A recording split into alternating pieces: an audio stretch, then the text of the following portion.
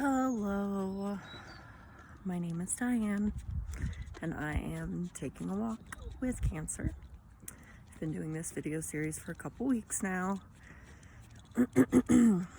and before I started this series,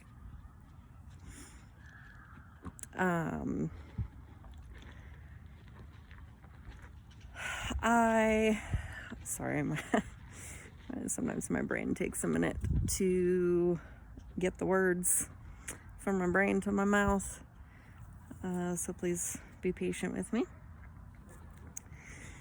But yeah, when I got diagnosed and announced to my friends and whatever, put it publicly on social media, I had one person send me a link for a girl who was sharing videos on YouTube going through a similar process.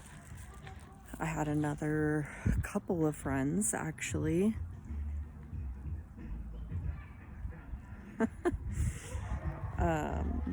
recommend a girl that was sharing her story on Instagram. Sorry, that's very distracting for me. I'm gonna try to walk the other way. And I checked both of those things out. It's very hard to be in a place where you don't know what's going on and you don't really know who to ask, who to talk to. Obviously, you talk to your doctors, but you can't talk to your doctor every day. And then, you end up Googling things, and whatever comes up on Google is very intimidating and overwhelming. Oh my God, sorry. My dog is suddenly on the trail of something. He's a bloodhound, so when he catches a scent, he must follow it.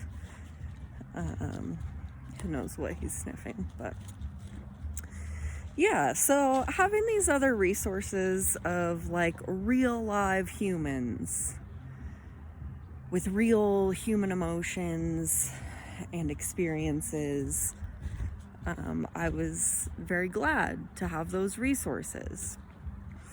And like I said, I looked up both of them. I started following both of them, watching the videos, and one of the people that I started following, there's no reason to name names. I'm not trying to call anybody out. But the girl that I started following, she was some sort of holistic practitioner, which I consider myself to be more on the holistic side. For the last 5+ years, I've been in the health and wellness industry. Ironic.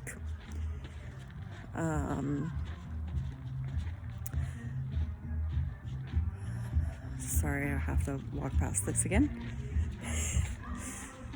But yeah, a lot of the things that she was posting were kind of discouraging, to be honest. I remember she's, when she first got diagnosed, she was very against getting chemotherapy. She was very against any sort of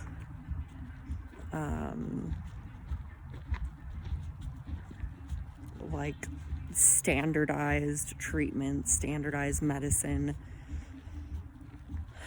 So she did all the alternative things, which is great.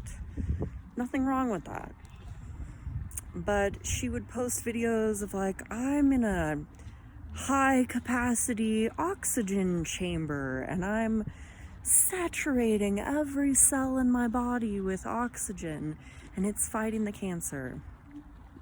And then she would post videos of like being in a sauna, being in a cold water plunge, being in a hyperbaric chamber, being, going and getting colonics, getting parasite cleanses, like doing all of these things, which is amazing and wonderful. And I commend anybody that takes the time and puts in the effort to try to take care of themselves. Like, there's nothing wrong with that.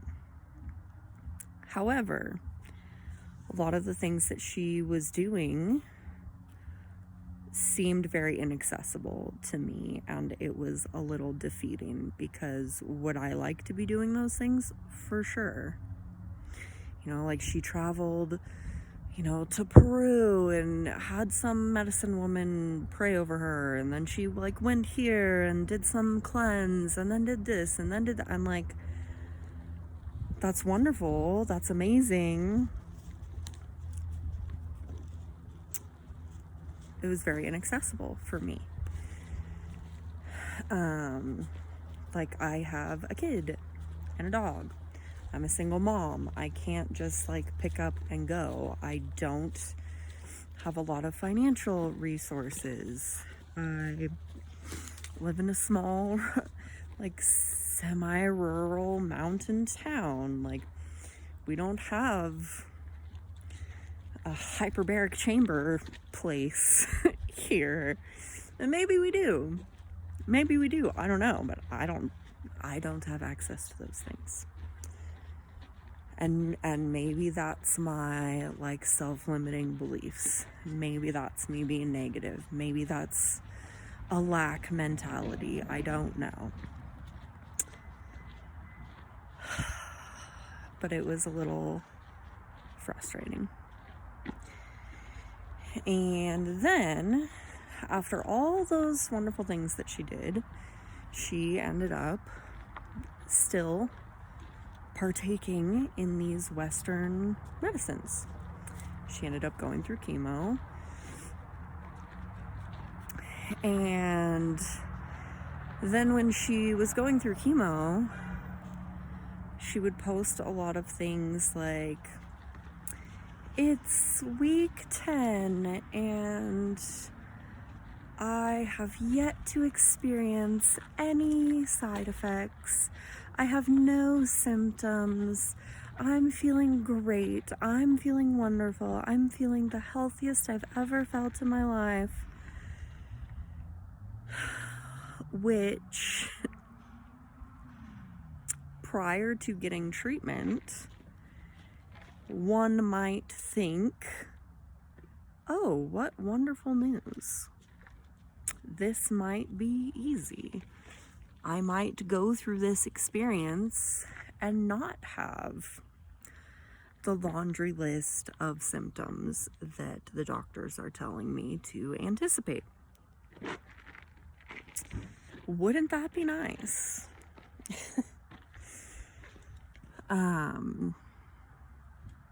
Just on a personal note, my grandma, my mom's mom, also had breast cancer. Also went through chemo. I can't remember if she did radiation or not. I was a teenager and a self-absorbed one at that. So the memories that I have of her situation are vague. She was also a pretty, private person. She didn't really talk a lot about her struggles or her symptoms. Like, I lived with her at that point in my life, so I witnessed her struggling, and I witnessed some things, but she didn't really talk to me about it in detail. And that experience, as slim as the information was that I received about her experience, that experience still sort of was my understanding of what chemo is, of what going through chemotherapy would be like. And when I was facing the reality of having to go through chemo myself, I had that experience to reference. However, I also had this other woman as now a new point of reference. And the contrast between those two experiences, like, my grandma suffered terribly and looked like she was going to die many times, and like her struggle was visible, it was evident, it was severe, compared to this other woman who's like, I'm great, I'm fine, I'm living my best life, I have no symptoms, which might very well be true for her. And if it is, God bless her, God has blessed her, good for her. But it sort of put an unrealistic expectation for my experience into the realm of possibilities. Because I could identify much more closely with this woman than I could with my grandma. She was fairly young, I think maybe 40. I'm under 40, I'm 38, so even younger. She, again, was like a very holistic, all natural, low tox lifestyle kind of person. I believed myself to be a holistic, low tox, reasonably healthy person. So I got the idea in my brain, like, oh, this isn't gonna be that bad. Like, the reason my grandma suffered so bad is because she was old, because she was overweight, because she had an unhealthy diet and lifestyle, because she had additional health problems, right? So when I got my first round of chemo, I really was not expecting it to be that bad. I was expecting my body to be able to handle it fairly well. And I was literally and metaphorically knocked on my ass, because I just wasn't expecting it. And I had all the information. Doctors told me all the things to expect and how to manage them and how to, like, self-medicate to deal with the symptoms. And yeah, I was just extremely caught off guard. And the chemo kicked my ass. And then, which you can probably hear in my tone right now, I was a little upset with this woman for giving me this expectation of, like, it's not gonna be that bad. It was really fucking bad. And maybe that woman was 100 times healthier than I was. Maybe all of the things that she did prior to her treatment set her up and put her in a good position to where she had ridded her body of a lot of toxins and thus experienced very minimal side effects. I don't know. But I am a very logical, practical, reasonable person. I consider myself a very intellectual person, so I have a tendency to analyze / overanalyze a lot of things. And so while I'm in the pits of hell experiencing every kind of bad that you could imagine, I kept thinking why? Why am I having such a bad reaction? This is only the first round. Did I do something wrong? I don't. It's I kept trying to make sense of it, and I don't know. So that's part of the reason that I wanted to share my story and put my experience out into the world so that maybe somebody else can relate. Maybe somebody else can have this as their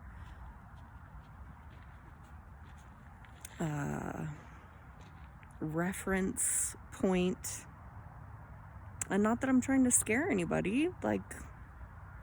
Maybe you, whoever you are listening, maybe you will have a beautiful, wonderful experience.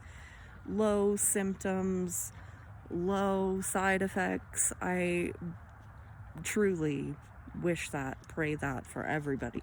I wouldn't put this on my worst enemy. But yeah, I think toxic positivity doesn't help anybody.